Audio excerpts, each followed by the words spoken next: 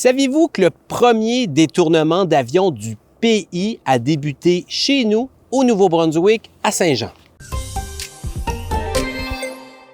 C'est une histoire méconnue, voire oubliée, qui sort de l'ombre présentement grâce au travail notamment d'un professeur de l'Université du Nouveau-Brunswick. En 1968, un Américain originaire du Texas, recherché aux États-Unis, prend place dans un avion à Saint-Jean en direction de Toronto, le vol 303.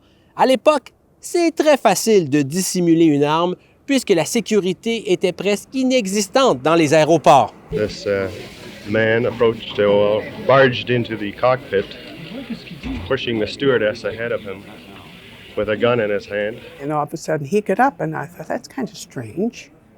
So he came back and he had the pistol, the gun, right in the back of the stewardess' neck. Avec son arme, l'homme va menacer l'équipage, exigeant de se rendre sur le champ à Cuba. Mais faute de carburant, la destination sera finalement Montréal. Et l'affaire va se terminer fort heureusement sans violence. Et pour la première fois en 55 ans, des témoins de l'événement se sont récemment retrouvés à l'aéroport de Saint-Jean pour parler de ce détournement qui les a marqués, mais qui a été pas mal oublié. Il y a un balado qui a été produit pour raconter cette histoire-là, un balado en anglais.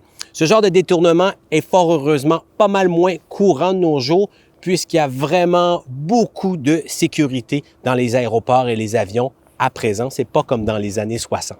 Voilà, c'était votre vidéo journal. Pour d'autres nouvelles, consultez notre appli.